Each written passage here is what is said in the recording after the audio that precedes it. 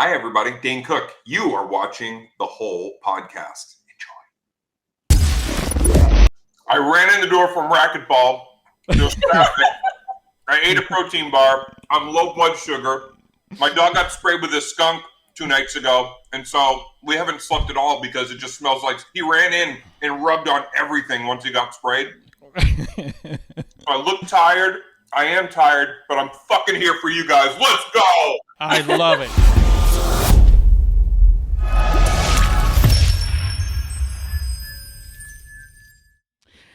Welcome to the whole. I'm Rob Sprance. I'm Lori Levine. And we are joined by Dane Cook. Hello? Oh. Hello? Oh, wait a second. Hold on. I'm just saying goodbye. All right, Cruz, Nicholson. I'll see you guys later. And boom. Hey. Hey. How's it going, Dane? Now I'm here. That's the tightest under eyes I've ever seen. Oh, my God. If Can you do this? I know, I'd be No. down. If we can just interview your under eyes alone, I can get a good half hour out of it. When you do that, then you do this, right? Once you're properly coiffed, you kind of like, you bring it down a little bit so it doesn't look like I'm in Vicious Circle in 06. Yeah, I don't know about the coif thing because you got the head of hair that I don't have, so I can't really speak to how that works. I'm at the point now, Dane, where I'm placing hairs. Like this is where it is now. Like I'm like, okay, this one here. Hold on. Now I'm good. Oh, man. But thank you so much for joining us, and congratulations on your special. It is so very good. I absolutely loved it. And Thanks, man. you know, it's one of the things about it that I noticed right away is, you can't, it doesn't matter how long time goes. Like someone's essence of who they are always shines through. So even as the Dane Cook from Harmful as Swallowed and Retaliation was, the young Dane, the wild Dane, but yet still, Yes. but yet still we get, it's a more mature you, but it's equally as funny. The storytelling, you're better and better at it. As I was very, very impressed, and I'm going to get to the house in a minute. But we were just talking about your house. Yeah, I'm like, oh, forget the special. I was so hoping that at the end of that beautiful intro, Lori was just going to go, I didn't care for it. A little bit overrated. Yeah. Thank you, man. It was really, one thing I learned early in my comedy career, watching I got a lot of mentorship from not only incredible Boston comedians, but then a lot of headlining comics would roll through town, and I got to see some of the best of the best. And one thing that I keyed in on pretty early was it's kind of tragic when you watch somebody age out and try to be somewhat derivative of what they did on the last tour or the last album. And it kind of freaked me out. And I remember just feeling like, man, I'm going to challenge myself to at least grow up, with an audience. Like, don't be afraid to change and change the tempo as the years go by, and try to add more tools to the arsenal so that, we're not sitting here going, it feels, it feels reminiscent of something that was funnier and better, but still good. I know what you mean. Like, because I hear, that rumor of like Eddie Murphy coming back has been going on for like 10 years now. And, he keeps saying he's close to it. And as excited as I am, I'm also very worried. You know what I mean? It's like, how far... I don't know why Eddie hasn't stepped back into it, because Eddie is so naturally incredibly gifted as a comedian. But if I had to guess, the hardest thing about stepping back into stand-up, if you've taken a little time away, is not just the am I relevant, but it's really like, what am I contributing that makes everybody understand when I myself am in such a rare air superstar level? Will they embrace me?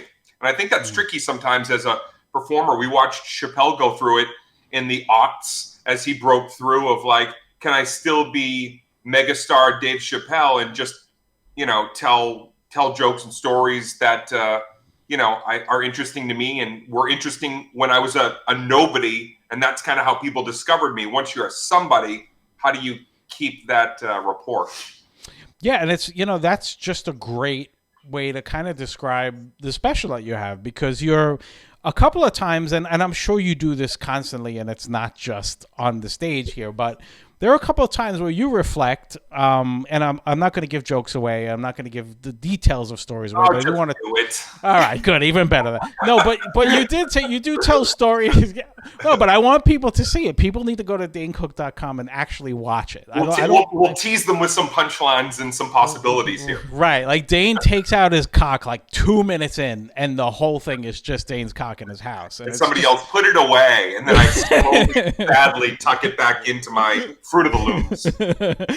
But no, you do tell a story that about the tough years in the very beginning, and you're kind of looking around this house, and again, oh my, is this a house? And the view from the hills and everything, and you're kind of saying, I went from here to here, but at the same time, when you hear those stories, because a lot of times when people get successful, they think it just came out of nowhere. Oh, look, this guy came out of nowhere and he's great. And they don't realize the amount of shit work that goes into it every day. And like that story you told in Florida, which really is a microcosm of the industry. And I used to be in a band, and in a band is very similar things where you would do a show and what you think it was supposed to be is totally different than what it is. And it reminded me of a show that we played once where it was a small place and we're all excited. We were a heavy rock band, and the guy comes out, he goes, please tell the drummer not to hit the drums too hard because the neighbors, they start to get, and I'm like, oh my God. So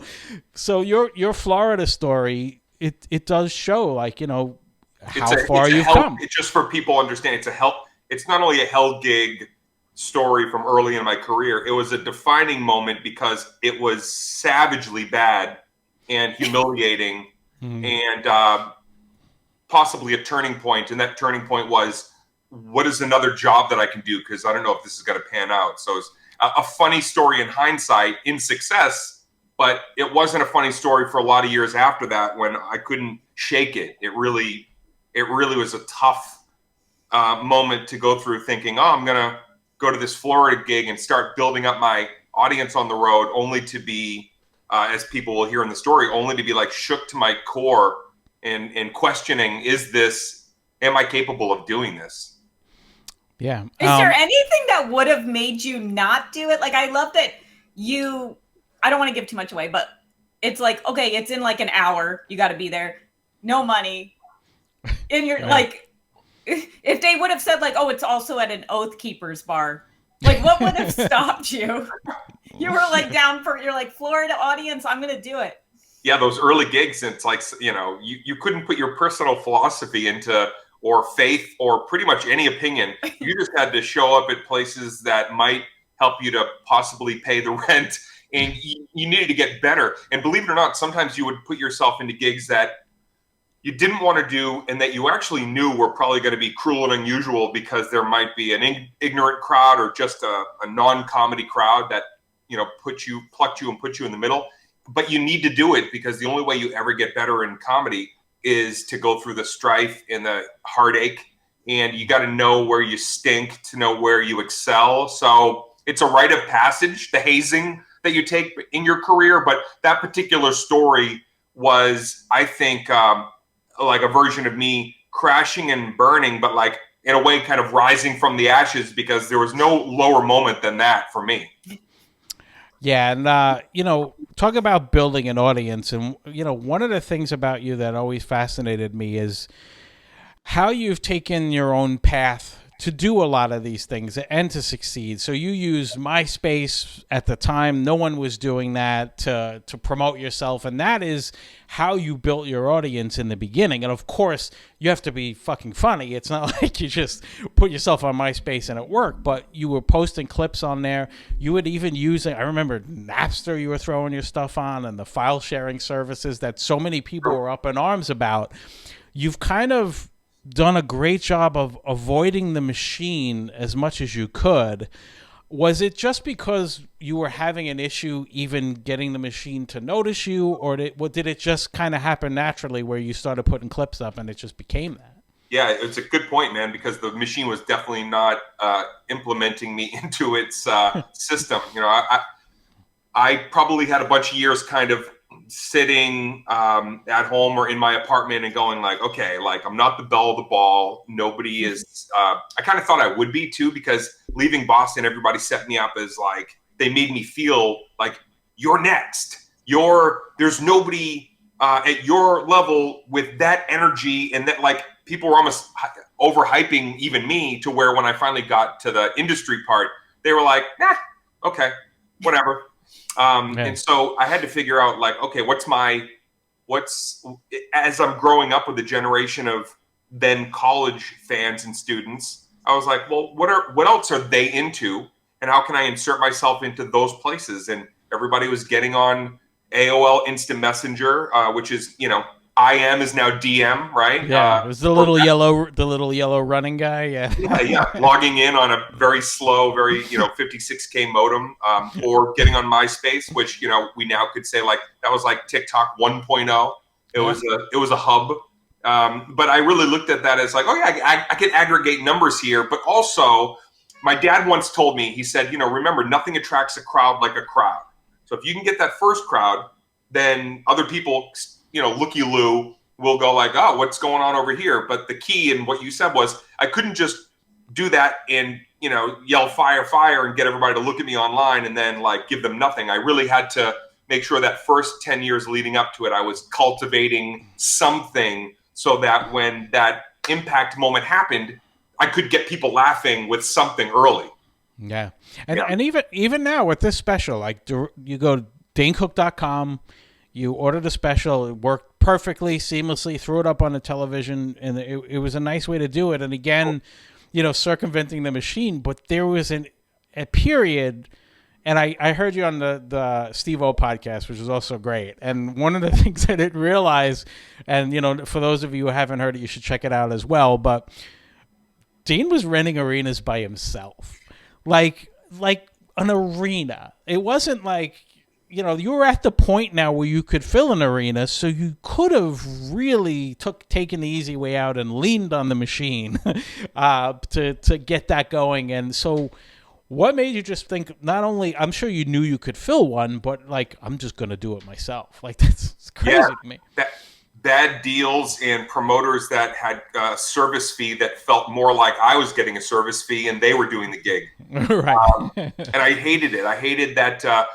I was never a legalese kind of person, and I went through my own crap with my own family in terms of like some pretty bad business. But in terms of like understanding the deals in the industry and the deals in live touring, I was reading these I almost said scripts, but these I should have said scripts, because a lot of them are fucking stories, make believe. There's not a lot of stuff in there that truly benefits the artist. And so I started looking at those contracts, and without getting to the weeds on it for this conversation, to this day, I feel like it's more advantageous to own your intellectual property, the things you create, because what happens is when you hand it over to a streamer or a network, unless you're Chappelle and they back up the Brinks truck and like, make your life, it's a lot of work to find where your money is. It's more work than you would imagine, and it takes money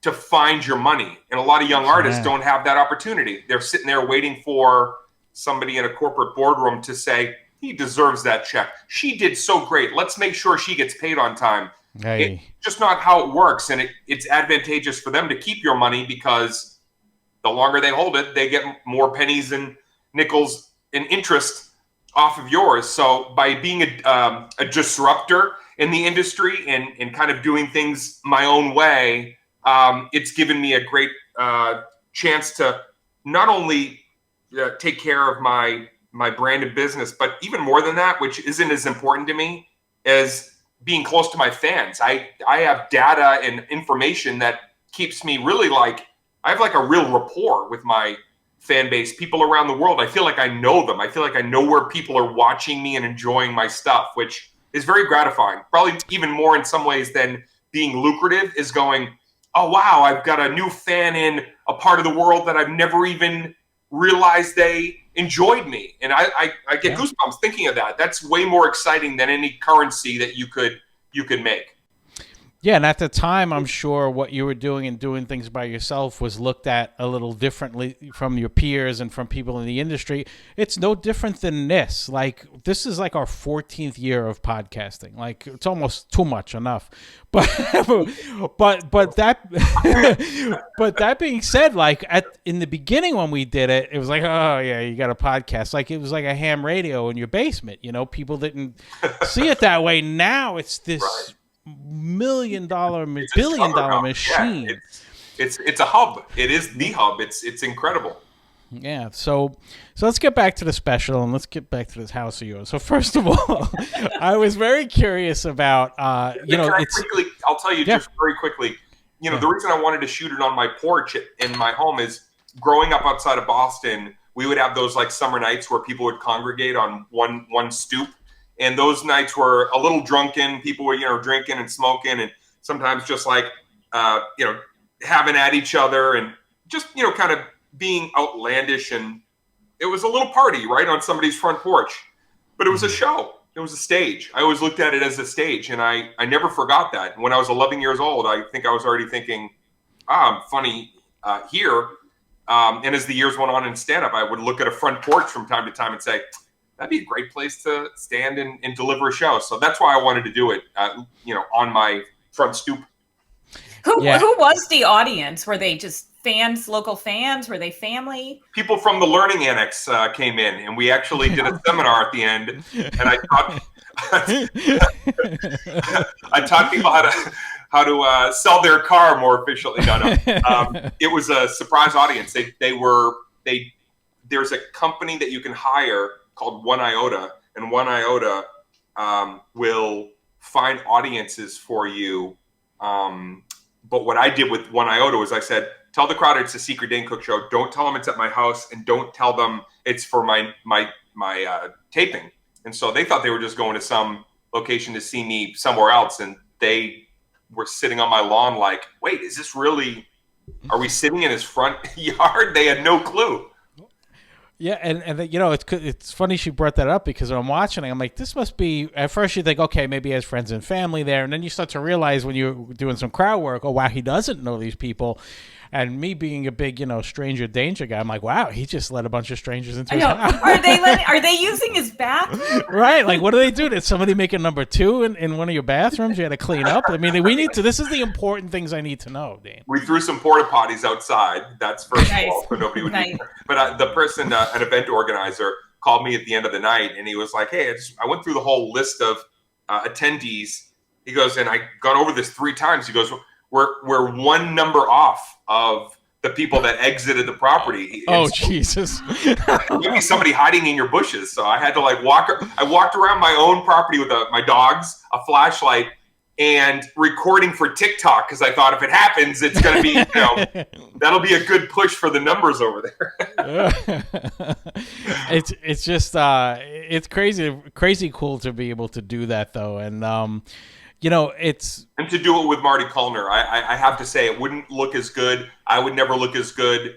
And that man knows how to capture me. He helped me get on the map with Vicious Circle, that beautiful special. We did Isolated Incident. And when I called him and told him the idea, he was like, let's get to work. So I have to tell you that, like, anybody enjoying it, I got to say, without Marty, I don't think this would have happened. Yeah. And, one of the parts that, is probably my favorite part is where you tell the story about the stalker that you had.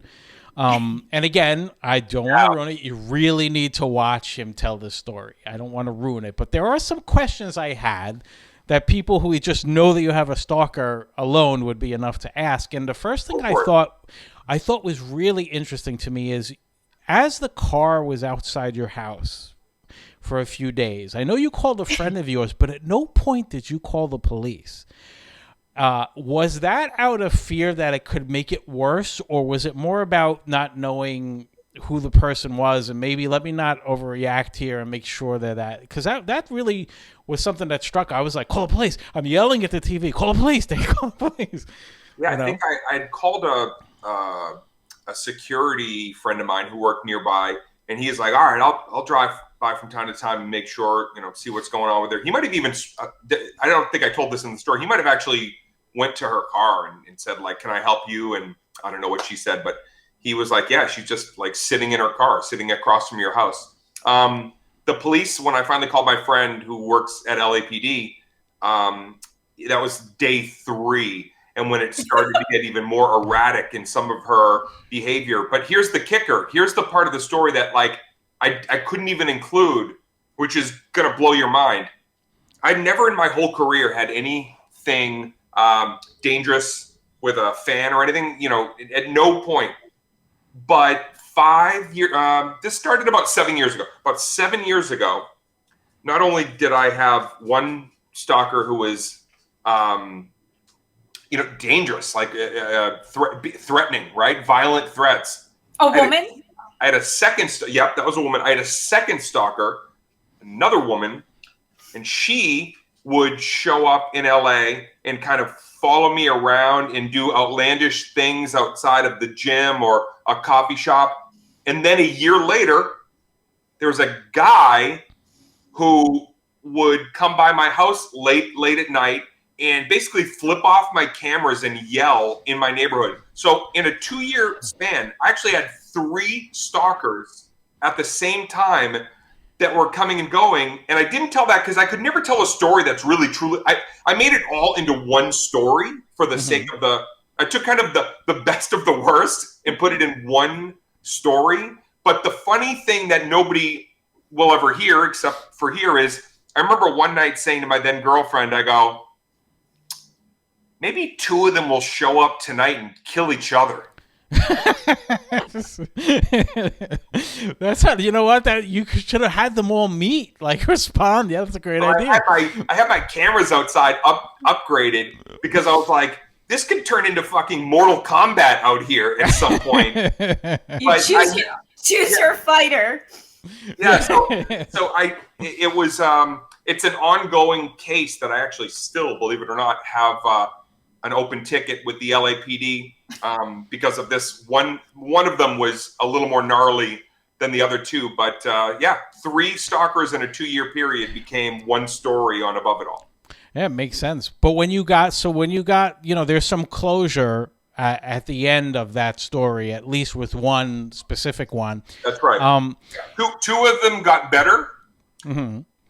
Without giving too much of the story away, and there's one who's still out there somewhere. Oh boy. Well, and that's because that's what I thought of the second you said that they told you there's one person who did not leave, and I was like, that's my mind went right to that.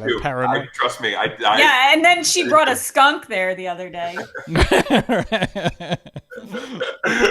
Now you got me thinking. Wait a second. I have never had a skunk up here. Was that? Mm-hmm. Or maybe the skunk is the stalker. You never know. But so then you.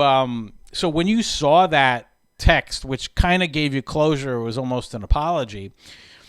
I responded, and without giving away the end of the story, that's a person I actually kept in touch with. Believe it or not, one of my stalkers I kept in touch with as they were bettering themselves. And why did I do that? It was almost a callback to my very first album, Harmful as Swallowed. I had a bit called Creepy Guy at Work. Mm-hmm. And I used to say in that bit, based on a video store I worked at when I was 19, I was always nice to the creepy guy at work because I thought if he ever snaps and comes in with a gun, I'm the one person who's going to be like, you always brought me a sandwich at lunch.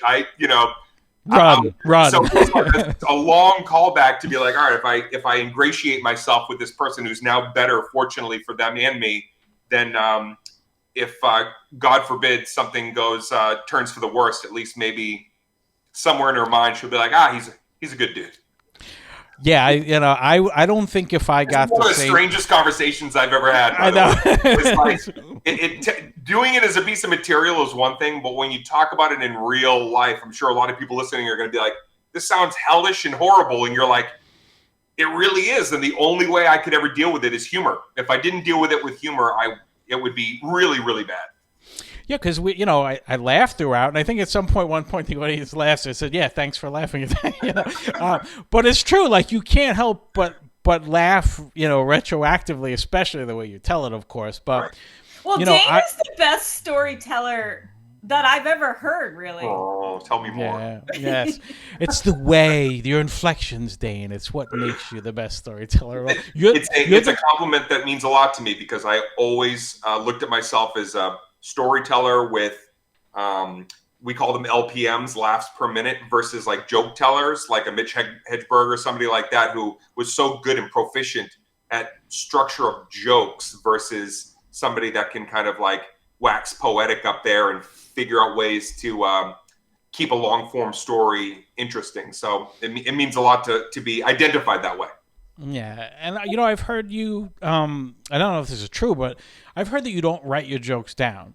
That you kind of have an idea. I guess it's no different than this. Like I'm not following a script, but I have bullets. So you don't really know.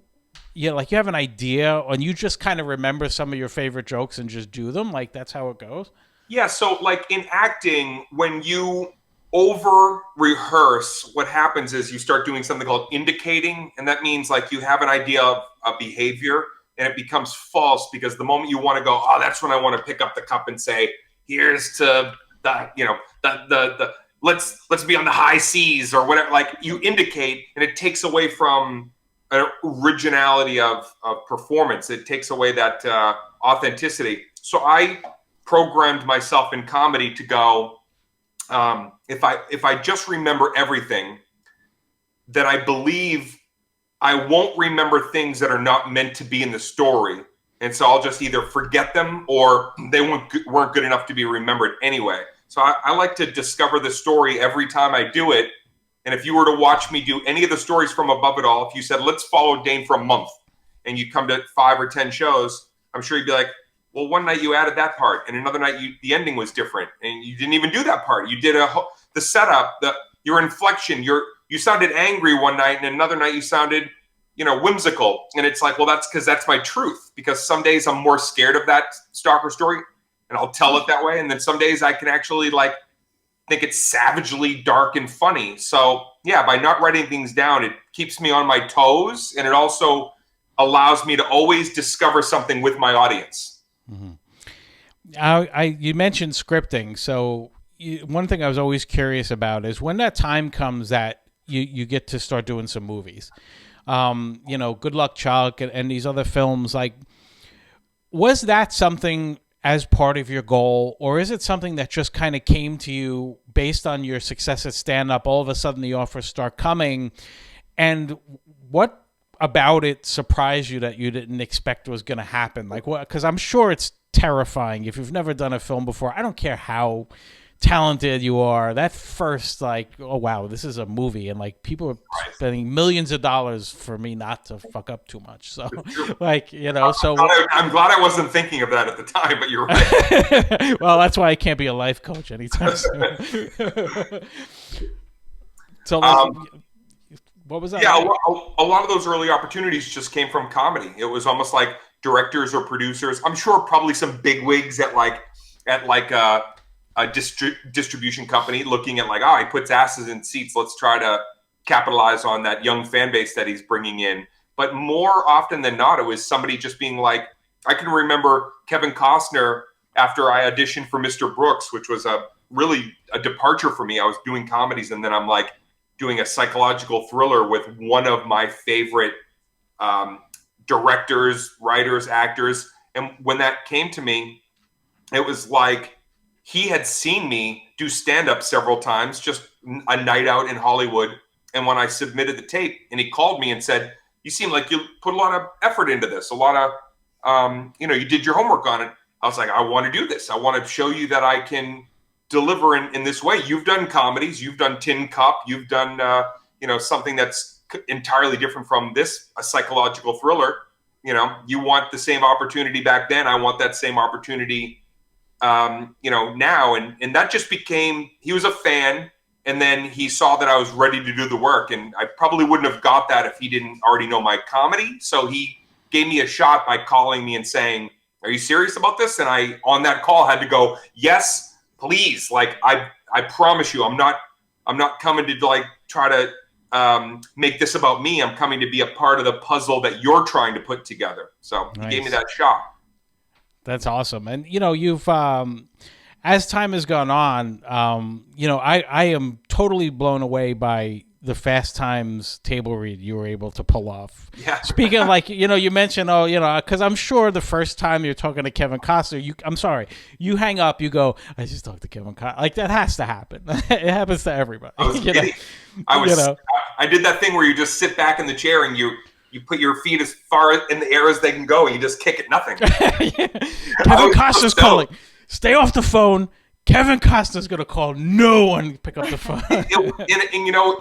It's because in any career, but certainly in the career of comedy, and by the way, it's like, even to this day, I'm 31 years in, but like, I got to fight sometimes to take a meeting because people will go, yeah, we know him. Not everybody's a fan, but then also not everybody is willing to think that you can play in their sandbox. So there are definitely times when it's still as disheartening as back in the day. And then lo and behold, there's times where you're like, oh shit, Brian Fuller called me back. I might be able to work with one of my favorite producers. So, when those moments come through and I'm lucky that they've come through more than most, even though I wish there was more. I love working. So it's like, I wouldn't lie to you and say I'm content with all the acting stuff that I'm doing these days, but I am happy that I've had a chance to show some different colors in the performances that I've had the opportunity to do. Yeah, for sure. And, on that table, you want to talk about an oh, wow. Sean Penn. Fast Times. Yeah. Sean Penn, Brad Pitt, John Legend, Shia LaBeouf, who was just off the chain, Jennifer Aniston, Morgan Freeman. I had to write all the names down. Julia Roberts, Ray Liotta. Wait a minute. You didn't say the best one. Brad Pitt in a Pirate's hat. Yes. Brad Pitt. My mind was blown. I was sitting there. By the way, during the live read, I was texting with Jennifer Aniston. We were texting. It looked like we were looking at our scripts at certain points, but we were actually texting each other in real time. Mm-hmm. And I remember at one point her texting me, and she said exactly. She texted and said, "Am I crazy? Or is Shia out McConaugheying McConaughey?" I was like, you just see me. I'm like, that whole thing. I'd known Sean Penn. I've been working on a project with Sean Penn that then got, completely, it just dissipated once COVID and everything else. But for a little while, about a year, we were working on something. And then when COVID hit, I called him up and I was like, hey, maybe to make a little money, but more than anything, like, money for his organization. Let's make a little money for Core, but let's try to, bring people some joy. This seems pretty like this was a moment during the pandemic. We're like, are we ever going outside? Like, what is, are we ever going to see movie stars? And like, we were freaked out. And so I called him thinking he'd be like, thank you. No, click. That's it. But when he's like, yeah, who do you want? I was like, you call Julia Roberts. And I was like, and I'll start working on a lunch menu. But we both did know some people that ended up being a part of the production. And for the rest of my life, when I see pictures of it or something on my desktop or somebody brings it up, I'm like, I will never not be like, I still can't believe we did that. I still can't believe the people that were involved in that. It was nuts. Yeah, I mean, we have those moments. We have it talking to you. We had McConaughey on, and he is just 24/7. He's 24/7 McConaughey, man. It's just he's like, hey, how you doing, Rob? How you doing, Laurie? He's just. Awesome. I only wish that we. How can I say this? I got to be careful. There is footage of rehearsals, right? Mm-hmm. We were rolling on a lot of stuff before we actually went wheels up. And I only wish that footage was available because there was some funny banter that I almost feel in some ways would be even way more interesting than the read itself. We had a lot of fun, man. And we, got to make a lot of money for, to help people out in that moment. But just to bring people joy in that moment was really gratifying. Yeah, and it was super funny. And, one of the side, I love the dog. One of the side, what's the name of the dog? That's Ripley. She's a Ridgeback. She's beautiful. Yeah, they're really rare, right? A Rhodesian Ridgeback? They're a little rare around here. I know that in the United States they're not easy to find, but yes, she's a big puppy. Big baby. Yeah. Yeah, and from that Fast Times things too, like one of the things that got a lot of play is it is one of the rare times that Jennifer Aniston and Brad interacted with each other in front of everyone. So I remember just like it was all over the place. Just that 2 seconds of them saying hello to each other, which probably brought way more attention to it. On top of it, it did. Yeah, it was certainly like it was a phenomenal respite, and I knew that. I was like, oh wow, Brad Pitt and Jennifer Aniston are going to do this, so I knew that it would garner a lot of attention. What I didn't know is how game to play everybody would be. Like I said, nobody calls Brad Pitt and says, hey, bring a 1950s diner hat and a pirate's hat and props. And like we're reading and suddenly he's putting on the props from the movie. And like I'm in my head, I'm like, is this real life? Is the simulation cracking? Like it was everything you could want it to be, minus like, I wish that we were all sitting on a dais or on a stage together. But yeah, I'm so beyond grateful that Sean said yes and we got to do that together. Yeah, it was fantastic. And you know, very early in this discussion that we're having, you mentioned the Boston comics that you worked with. I dug up something I thought you'd get a kick out of. We have a mutual friend in that my partner. This used to be a podcast network, and my partner was Robert Kelly. Okay, cool. And I love him to death, and he's every bit as fun and crazy and everything else as you'd think. But I do remember that when he joined, and we were called Glory Hole at the time. Okay. And I remember the first person of any notoriety to tweet us out was Dane Cook.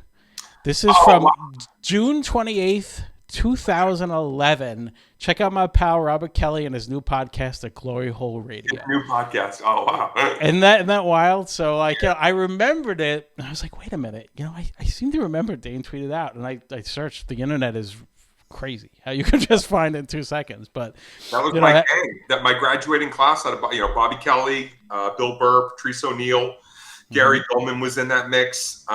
We had a really solid, hungry group of comics that were coming up out of that time. And then we were behind Marin, Joe, Rogan, and CK were just kind of like getting out of Boston and starting their careers. So it was a motley crew, as you could say back then, but a lot of fun.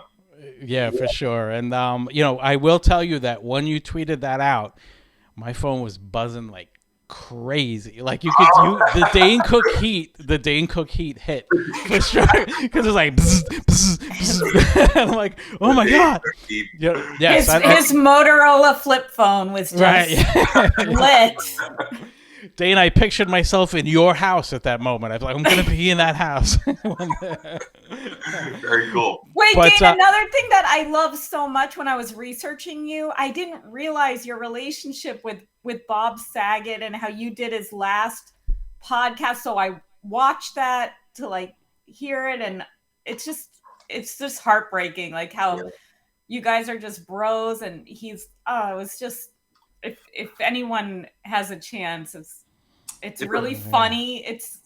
It's really remembering Bob in a good way. Yeah. It was a beautiful chat because Bob and I had been talking about podcasting for a couple of years, and for whatever reason, Bob and I had fallen out of like communication, but never for for anything, you know, bad. We didn't have a fight and I felt like I missed him. And so I kept pushing him saying, let's reunite on your incredible podcast. And I'm not even promoting anything. Let's have some fun. But what came from it is a lot of love. And by the end of that conversation, I can't even watch the ending of it because we're saying like, I love you to each other. Like we're not going to see each other again for a while. And I couldn't believe that, you know, days later he was gone, you know. He was an incredible human being. Yeah, it's just definitely something you should check out. And everyone, go to DaneCook.com. check out Above It All. It's just a great way to see, how far Dane has come, but at the same time, he's just Dane. That essence will never leave. And I thank you so much for spending the time with us. And I just want everyone go to DaneCook.com. You can follow him on Twitter, TikTok, you name it. He's pretty much everywhere. The guy practically started social media. I'll put it that way. We're going to give you like way more of a compliment than even I'm going to overshoot. I did the original coding. I was on a Commodore 64. I built the internet. Here's a secret for you. No one knows. Dane is actually Tom from MySpace. He's been all along. Since the very beginning. But I appreciate you guys having me today, and talking comedy, talking shop is it's my favorite thing to do. So I hope I can entertain people here and give people a lot of laughs with the show. Dane, thank you so very much. I really appreciate it. I wish you nothing but the best, and thank you for decades of laughs, man. Thank you guys. We really love we were texting, like we really love the new show. It's so funny. I appreciate it. I'm editing part 2 as we speak. So in the spring, the Saturday night show will come out. I did 2 specials over 2 nights. Oh, awesome. Very cool. Well, there you go. And go to DaneCook.com and get everything you need when it comes out. I was going to say the second one is a lot of the crowd work too. So you get to see me like really interacting, more of what I was talking about with like being on the front stoop and just kind of allowing the conversation and the night to take on a life of its own. So there's a teaser for you. Watch part 1 and get ready for part 2. Boom. All right. Dane, thank you so much. I wish you nothing but the best, man. You're welcome to promote anything anytime. Let us know. Thanks, guys. Thanks, Rob. Thanks, Laura. All right. Thanks. Take care. Thank you for watching The Whole. I am Rob Sprance. And I'm Lori Levine. Later, motherfucks.